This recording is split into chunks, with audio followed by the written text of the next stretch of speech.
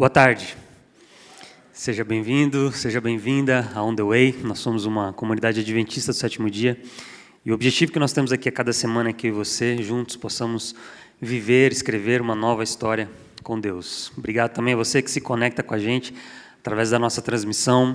Nosso desejo é que essa mensagem também abençoe a sua vida de forma especial. E a gente conta também com a sua colaboração, deixando aqui o seu comentário, se inscrevendo no canal e principalmente compartilhando essa postagem com seus amigos também e familiares. Nós estamos na metade da nossa série Viva Mais, uma série que ao longo de 8 semanas nós estamos tentando buscar entender a vontade de Deus e como é que podemos viver uma vida plena, uma vida abundante. E o texto base desta semana se encontra, dessa série toda, na verdade, se encontra no Evangelho de João, no capítulo 10, e também verso 10.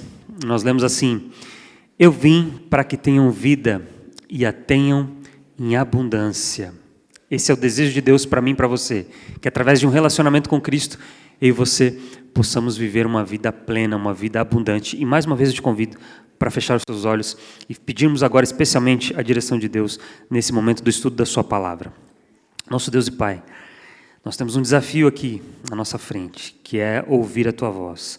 Que o Senhor fale conosco, com o nosso coração, nossa mente, apesar dos problemas que nós temos para ouvir a Tua voz, as distrações da vida, e que nesse momento, ao ouvirmos a Tua voz, o Teu Espírito também nos capacite para que possamos viver uma vida plena e abundante em Cristo Jesus. E nós oramos. Amém.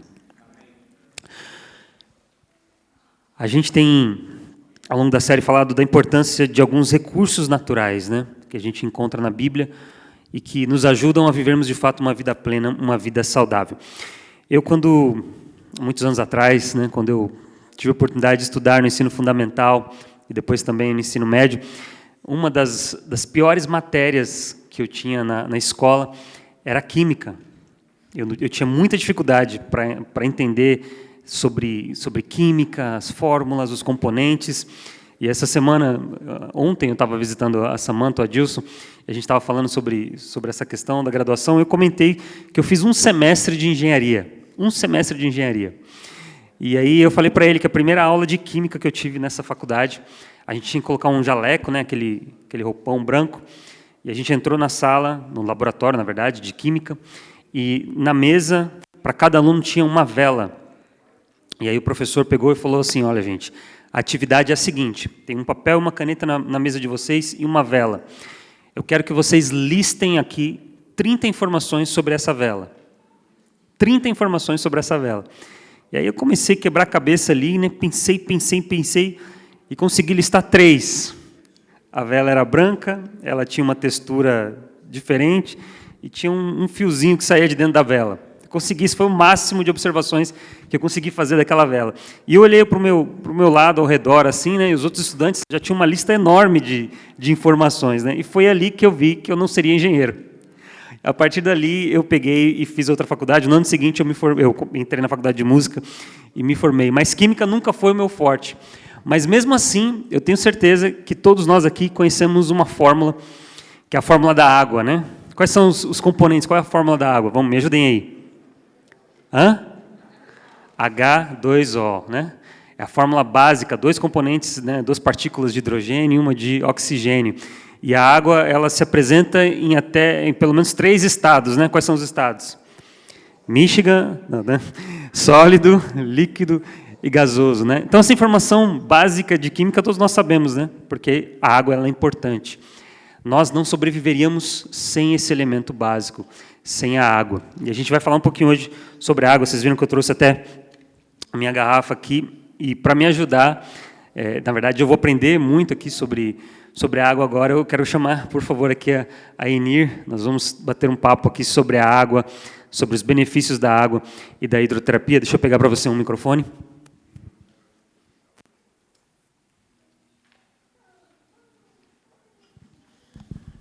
Enir, muito obrigado, viu, pela sua participação. A Enir, também profissional da área de saúde, vai concluir agora em breve a sua formação. E você teve a experiência, né, grande, vasta, na área de hidroterapia, né? Você pode falar um pouquinho onde você trabalhou? É um prazer estar aqui com vocês, compartilhar um pouquinho daquilo que eu aprendi ao longo do tempo.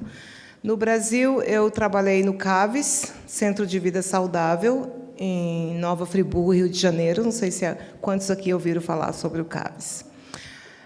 Lá eu trabalhei como massoterapeuta e também com hidroterapia. De lá, depois que eu vim para cá, eu trabalhei com hidroterapia e massagem também na Geórgia, no Wildwood, no Lifestyle Center, por 5 anos. De lá, nós fomos para a Califórnia e eu trabalhei também na hidroterapia do Wimar por alguns anos. E de lá a gente pegou alguma experiência, né? Eu comecei a gostar desse ramo de hidroterapia quando a minha mãe ela começou a sofrer de alguns problemas crônicos de saúde e eu percebi que eu poderia ajudá-la com a hidroterapia.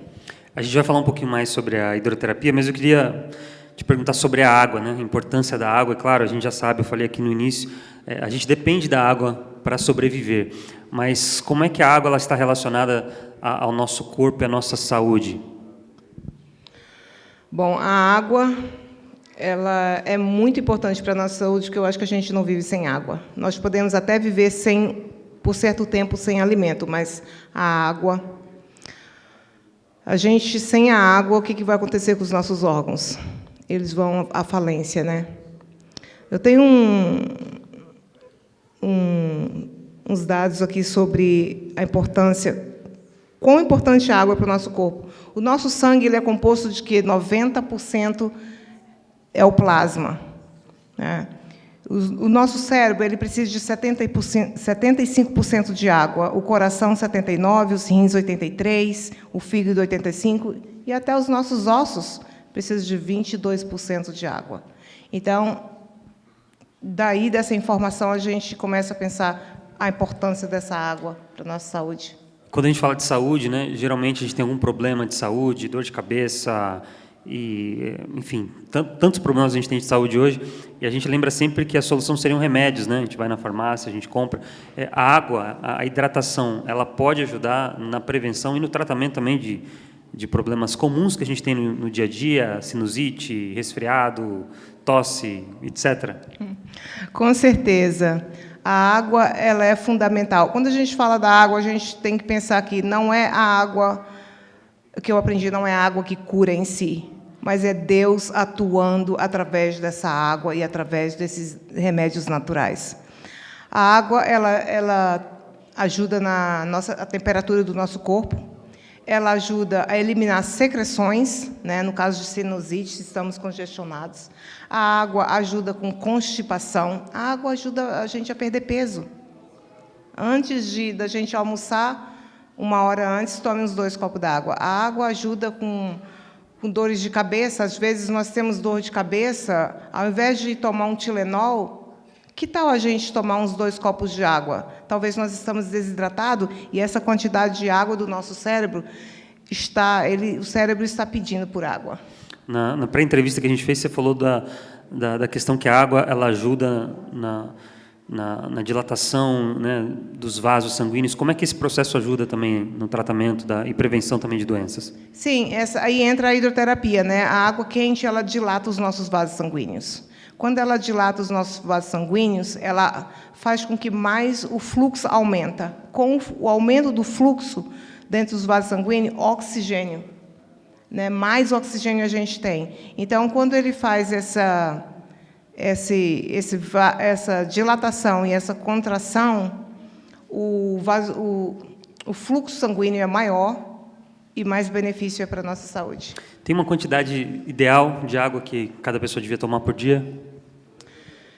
Então, a quantidade ideal, a gente sugere que pelo menos 2 litros de água seria ideal para uma pessoa saudável, né? Mas aí depende do quê? Depende do lugar que você mora, do clima que você vive, do trabalho que você faz, né? Uma pessoa que trabalha com construção, de repente, ela vai precisar de mais água do que uma pessoa que trabalha no escritório. Agora, para você perguntar, como que eu sei se a água que eu estou tomando está sendo suficiente? Olhe para a sua urina. Olhe para a cor da sua urina. A sua urina está saindo clara? Ok, a água está boa. A urina está amarela? Aumenta a quantidade de água.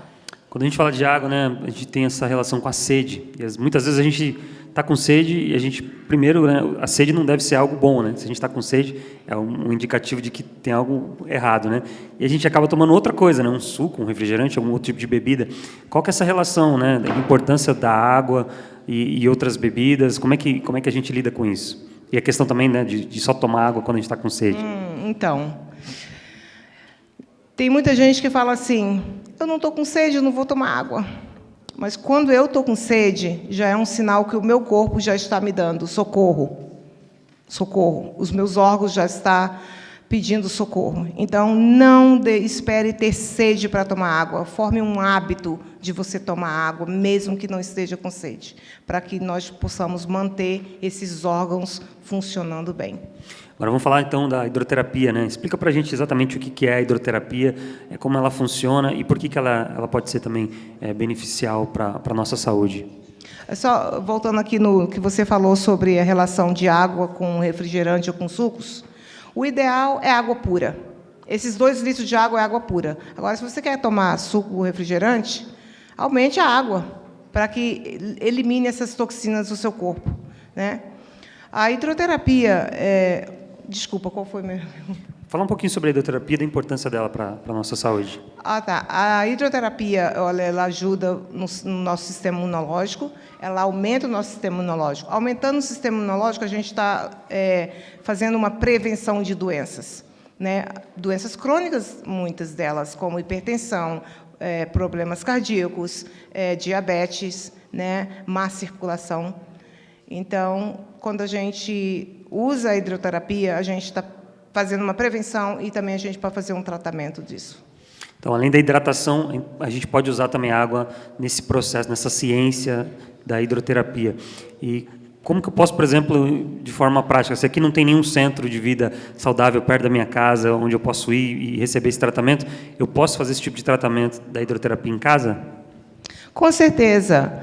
Tem vários tipos de tratamentos que você pode fazer, mas eu vou falar de 2 aqui, que qualquer um pode fazer. 2 tratamentos, que a gente fala que é o banho de contraste, que você pode fazer no chuveiro. Ele vai aumentar o seu sistema imunológico, ele vai prevenir você de gripe. E o outro é o escalda-pés, que você faz. Ele vai te ajudar diminuir a tua pressão arterial. Se você está com pressão alta, você faz um tratamento de escalda-pés, a tua pressão vai baixar.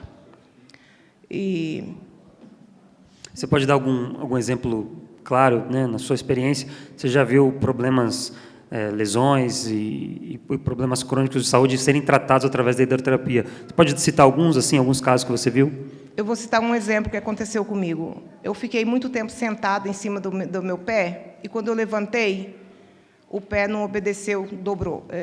E eu tive uma contusão no meu pé. Eu não conseguia mover esse pé. O que eu fiz? Fiz um tratamento com água quente e água fria, 2 vezes. No dia seguinte, eu estava de pé, usando o meu pé. Ficou roxo, ficou tudo, mas não tinha mais dor. Outra experiência em pacientes onde eu trabalhei no IMAR, um paciente chegou lá, ele era diabético, já estava com os nervos danificados, e ele não conseguia mais calçar, ele não conseguia mais andar direito, a circulação dele estava péssima. Eu trabalhei com ele um pouco mais de uma semana, uns 10 dias, fazendo o escalda-pés. 5 minutos na água quente, 1 minuto na água fria. Após uma semana e pouco, antes de 10 dias, ele já estava calçando o sapato dele de volta, já estava tendo a sensação já tinha retornado aos pés dele, e ele já estava caminhando. Nini, obrigado, viu, pela sua participação. Tenho certeza que foi muito produtiva e esclarecedora para a gente. Então, além da hidratação, a gente também tem esse recurso da hidroterapia. Se mais alguém quiser depois perguntar alguma coisa para a Enira, ela vai estar por aqui. E muito obrigado. Que Deus abençoe. Ok. Obrigada.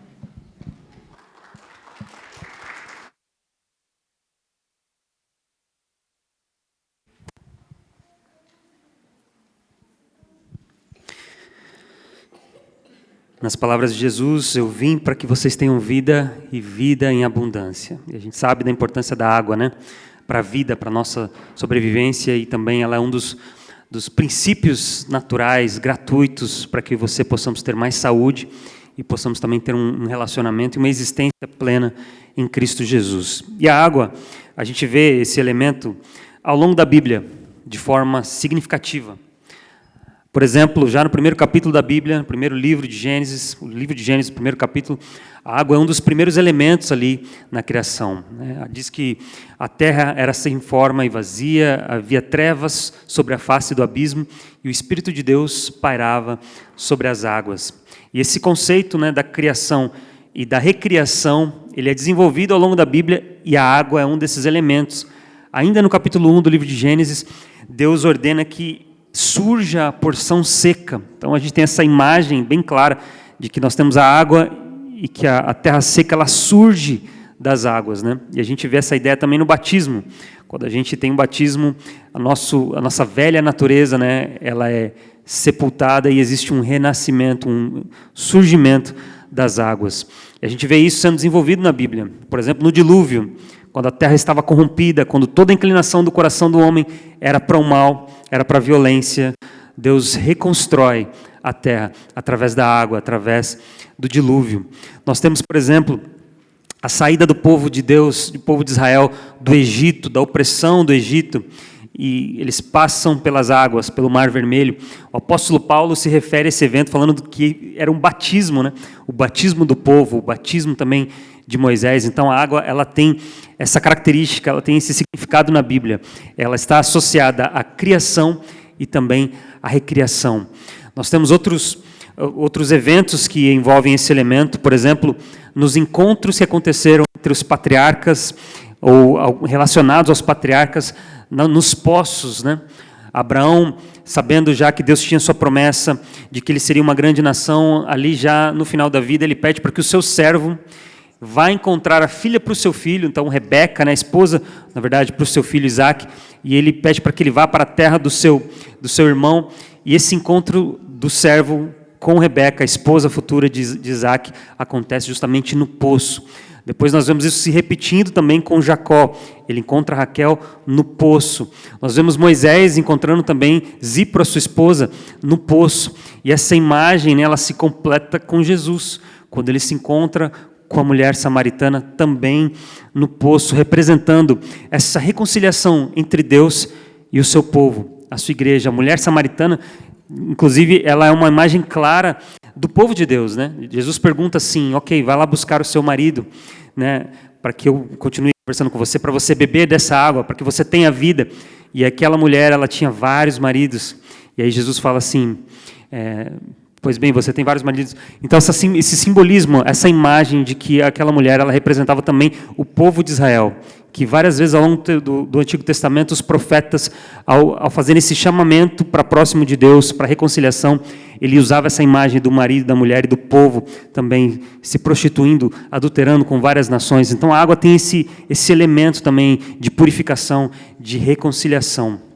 Eu queria que a gente estudasse um outro episódio bem interessante e significativo na Bíblia, também na história de Moisés. Moisés, depois que ele liberta o povo, eles passam pelo mar, eles passam pelo batismo, então eles chegam no deserto. E aí no deserto existem vários desafios. O deserto é um lugar inóspito, é um lugar que não produz vida, onde tem inclusive falta de alimentos, é um lugar perigoso, é um lugar onde a temperatura do dia é muito quente, a temperatura à noite é muito fria. Existiam animais, existiam serpentes, escorpiões, feras. É um lugar inóspito, que não promove a vida. E Moisés, quando ele leva o povo, um dos primeiros desafios é justamente a falta de água. Eles chegam no lugar, mas a fonte de água era amarga, não era própria para ser bebida. Então, Deus fala para Moisés lançar um pedaço de madeira nas águas, então as águas se tornam próprias para bebida. Depois eles vão avançando na jornada, eles têm falta de alimento. E Deus provê então o alimento do céu, o maná, e manda também carne, as cordonizes. E de novo, nós vemos no capítulo 17 do livro de Êxodo, os primeiros versos, Êxodo capítulo 17, primeiro versos 1 a 4, nós lemos o seguinte, Êxodo 17, versos 1 a 4. Toda a comunidade de Israel partiu do deserto de Sim. E aqui só uma informação, a Bíblia diz que eram 600 homens aproximadamente. Então há quem sugira que esse número, né, esse valor numérico chegasse a quase 3 milhões, aproximadamente milhões de pessoas, pelo menos 3 milhões de pessoas estavam no deserto, sob a liderança de Moisés, e toda a comunidade de Israel partiu do deserto de Sim, andando de lugar em lugar, conforme a ordem do Senhor, e acamparam em Refidim, mas lá não havia água para o povo beber. Imagina 3 milhões de pessoas, homens, mulheres, crianças, fora os animais, sem água. A gente acabou de falar da importância, da vitalidade da água, a importância fundamental para a nossa existência, 3 milhões de pessoas sem água. E o resto do texto diz: por essa razão queixaram-se a Moisés e disseram: dê-nos água para beber. Ele respondeu: por que vocês se queixam a mim? Por que põe o Senhor à prova? Aqui a gente tem também uma informação importante. Quando o povo chega para Moisés e fala assim: Moisés, não tem água, 3 milhões de pessoas, dê água para a gente. E Moisés fala assim: por que vocês estão contendendo? Outras versões usam essa expressão, contra mim. E aqui tem um aspecto legal, né? Por que vocês estamos diante de um juiz, né? Por que você está entrando com uma ação jurídica contra mim? E aí ele fala assim: por que vocês estão testando a Deus? Por que vocês estão entrando em conflito com Deus? Isso faz a gente pensar. Porque muitas vezes quando a gente olha para o povo de Israel e como eles reclamavam no deserto, de várias formas, em várias situações, a gente se distancia um pouquinho deles, né? E a gente fala: poxa vida, Moisés é quem está sofrendo aqui e o povo está sendo reclamão, né? Rebelde. Mas o grande valor do texto bíblico é a gente olhar para o texto bíblico, entender a crítica que o texto está fazendo e nos colocarmos no lugar de quem está sendo criticado. Então, quantas vezes eu e você passamos por situações difíceis na vida? Isso acontece, às vezes todos os dias. Situações em diversas áreas: financeira, familiar, profissional, acadêmica, questões de saúde, questões de luto. E como é que a gente lida, como é que a gente se comporta nessas situações? E aqui Moisés está perguntando, né? Por que você está entrando em conflito com Deus ao reagir desta forma? E o restante do texto diz: o povo, porém, estava com sede naquele momento e queixou-se de Moisés: por que você nos tirou do Egito? Foi para matar de sede a nós, aos nossos filhos e aos nossos rebanhos? É interessante que aqui está tudo no plural, mas no texto original, a poesia ela ainda é mais bonita, né? Essa pergunta no original é mais ou menos assim: por que você nos tirou do Egito? Foi para matar de sede a nós, aí aqui vai para o singular, aos meus filhos e aos meus rebanhos. Então você tem alguém que está representando o povo, mas está se apresentando para Moisés também de forma individual, pessoal, falando: Moisés, por que você quer matar os meus filhos de sede? Moisés, por que você quer matar os meus rebanhos? E muitas vezes a gente está numa situação dessa na vida, né? Quando a gente tem uma situação impossível, uma situação difícil, um desafio na vida, um problema muito grande, muito grave, às vezes a gente questiona: mas Senhor, eu preciso cuidar da minha família, Senhor. E eu estou enfrentando uma situação financeira delicada. Senhor, eu preciso manter o meu trabalho. E eu estou enfrentando uma situação difícil no meu trabalho. Senhor, eu tenho aqui uma situação de doença na minha família. Senhor, eu estou passando por um momento de luto, Senhor. E como é que a gente lida com isso? E aqui, esses desafios estão sendo representados por esse elemento. A água, a sede, a falta da hidratação, ela está representando todos esses problemas, está desencadeando toda essa ansiedade do povo. E é bem interessante como é que Deus responde, né? Nos versos seguintes. Então Moisés clamou ao Senhor. Isso aqui é algo básico para mim e para você na nossa vida. Em todos os momentos que a gente enfrenta na vida, todas as dificuldades, todos os desafios, a solução primeira é clamar ao Senhor. É na oração, é quando a gente põe para Deus os nossos desafios, a nossa ansiedade, os nossos problemas, que as coisas começam a esclarecer. E a pergunta de Moisés: Senhor, o que farei com este povo? Estão a ponto de me apedrejar. Moisés estava vendo ali que a sua vida corria risco. 3 milhões de pessoas estavam ali enfrentando a realidade da morte, e na visão deles, ele era o culpado. E eles estavam a ponto de tirar a vida de Moisés, apedrejar Moisés. Tamanha a insatisfação, tamanho o questionamento. E a resposta de Deus a gente ouve também e vê no verso seguinte: o Senhor respondeu-lhe: passe à frente do povo. Leve com você algumas das autoridades de Israel. Tenha na mão a vara com a qual você feriu o Nilo e vá adiante. Eu estarei à sua espera junto à rocha do Monte Horebe. Bata na rocha e dela sairá água para o povo beber. Deixa o texto aqui na tela. Interessante a dinâmica que acontece aqui também, né? Primeiro ele fala para Moisés passar à frente do povo, e tem uma palavra ali no original, que é uma palavra também muito importante, significativa, que é a palavra panim, que significa face. Deus, de alguma forma, está falando assim para Moisés: Moisés, vai lá e encare o povo. Olhe no olho do povo. Né? Difícil encarar 3 milhões de pessoas, né? Mas Deus está falando assim: Moisés, você não vai fugir do problema. Eles estão querendo te apedrejar, né? Mas vai lá, em frente, encare esse problema.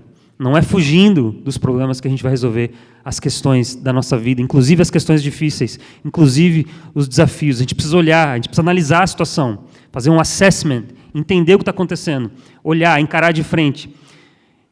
Leve algumas das autoridades de Israel e tenha na mão a vara com a qual você feriu o Nilo e vá adiante. Isso aqui também é muito significativo, porque ao Moisés levar a vara, o povo automaticamente se lembrou dos sinais que Deus fez no Egito. E muitas vezes a gente passa por problemas na nossa vida, situações, e a gente esquece daquilo que Deus fez. Como é que Deus agiu na nossa vida até aqui. E a gente entra em crise de ansiedade, a gente se preocupa, e a gente perde noite de sono, porque a gente não se lembra da bênção de Deus, do cuidado de Deus ao longo da vida. E Moisés então leva a vara com a qual ele feriu o Nilo, e agora ele vai realizar um outro milagre. E aqui, para mim, o mais interessante, mais fascinante desse texto, pode colocar, por favor, de novo, é quando Deus diz assim: eu estarei à sua espera junto à rocha do Monte Horebe. Bata na rocha e dela sairá água para o povo beber. Pode deixar o texto ali. De novo, a gente vê essa palavra do original, panim. Eu estarei com você. Eu estarei na sua frente. Você vai ver a minha face nesse momento. Muitas vezes é no momento de dificuldade, é no momento da provação, é no momento de tristeza que eu e você estamos mais perto de Deus. E muitas vezes a gente acha até que Deus coloca essas situações na nossa vida, né? E às vezes Ele coloca, mas às vezes a situação acontece porque nós vivemos num mundo de pecado. E Deus ainda assim usa uma situação adversa, um problema, um desafio, para que você possamos nos aproximar e nos relacionar com Ele. Não é Deus que coloca a situação, mas Ele permite que algo ruim, algo negativo, uma tragédia, um problema, uma dificuldade possa ser usado para a sua honra e para a sua glória. E nesse processo, eu e você nos aproximamos dEle. E o texto termina, né, dizendo, bata na rocha e dela sairá água para o povo beber. O apóstolo Paulo, quando ele comenta esse evento, não só esse evento, porque isso aconteceu de novo em outro momento, ele fala que a rocha era o próprio Cristo. Em 1 Coríntios capítulo 10, Paulo faz essa associação. Ao ler esse evento, Paulo faz essa associação. A água, quem proveu a água foi a rocha, e a rocha era o próprio Cristo. E aqui você temos já algo para aprender. Em todas as situações da vida, em todas as adversidades, em todos os problemas, em todos os desafios, econômico, de trabalho, emocional, questões de doença, enfermidade, eu e você podemos buscar alívio e saciamento no relacionamento com Cristo. Muitas vezes a situação vai ser resolvida da forma que a gente espera, e muitas vezes não vai.